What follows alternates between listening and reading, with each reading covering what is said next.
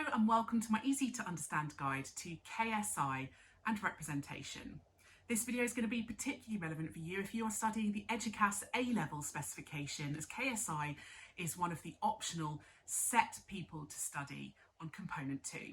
Just a pre-warning before you watch this video, it will contain some evidence of KSI's online media content, which will be both good and bad, and will include references to some of his content that people may find sexist, misogynistic, homophobic, transphobic, racist, etc. One of the main representations of KSI across his social media is that he seems quite down to earth and relatable. Seeing videos of him filming in his bedroom, it feels very low budget. It makes him seem quite authentic and real. He was using kind of slang and colloquialisms, and he often features his own friends and family within his videos, and this all adds to this feeling of him being quite relatable and down to earth. At the same time, he's creating this representation of himself being quite cocky and cool.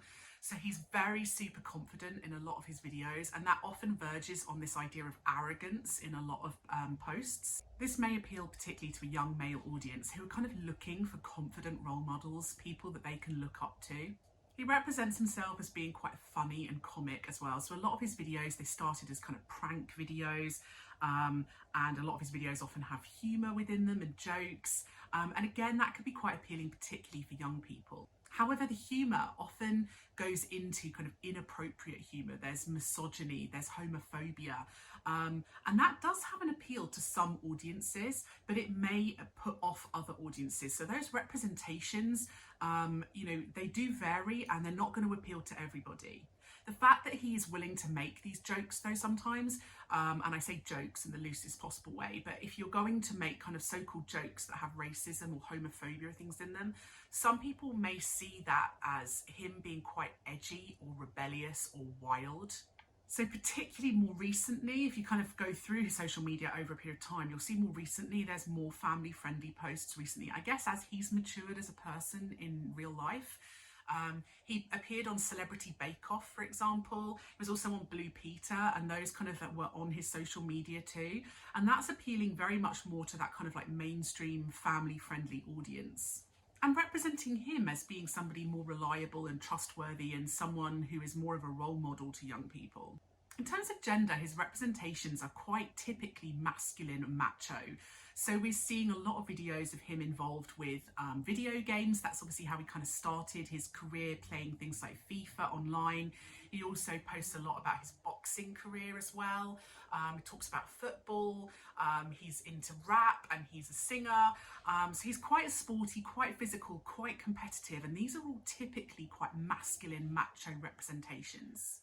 And again, this kind of macho representation often goes too far and becomes quite misogynistic in certain posts. Early on in his career, for example, he gained quite a lot of controversy for posting videos of him attending gaming conventions and sexually harassing women, making quite rude, lewd and offensive comments towards them. This is kind of representing toxic masculinity, showing men as being kind of aggressive and dominant and often quite misogynistic and ignorant about women and the way they should be treated. But these representations will appeal to particular audiences. There aren't many women in his posts. It's very kind of focused on him and his friends and family who are predominantly male. But the women who are shown, particularly in those early posts, are often objectified and sexualized. And if they are shown more recently, it's kind of more marginalised than anything. They're not really seen as important. And perhaps this reflects his predominantly male audience. And in terms of age, he was obviously very young when he started, and the fact that he kind of created quite a successful YouTube channel makes young people seem quite hardworking and successful. Although obviously, depending on the videos you watch and the posts you see, could also make young people seem very immature and silly as well, which is something we typically see in the media quite a lot. Young people often don't want to feel like they have a very serious life, and so having kind of immature videos, silly things going on in his posts helps that. So for example, his autobiography, which he has promoted online, is called I Am a Bellend. He used to post prank videos a lot with his channel TGF Bro, where they did things like cementing their heads into microwaves and running through mouse traps. So kind of quite crazy stunts where they're going to get hurt, and it's obviously quite silly, but it feels very immature. And again, that really helped to target that quite youthful audience. And that representation of immaturity does change over time. So as he has grown up, I suppose, and his audience have grown up, his posts reflect that too, with a growing sense of at least some maturity coming through in the more recent posts. He speaks of being a role model to young people in several posts.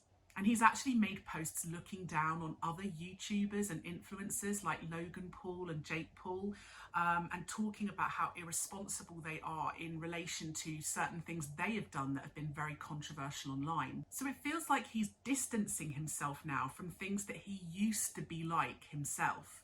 He actually does a lot of re-watching videos where he does kind of reactions to his early posts. And he often kind of cringes or laughs at the things that he did back then and talks about how silly they were. So kind of representing the way he's changed and grown up over time.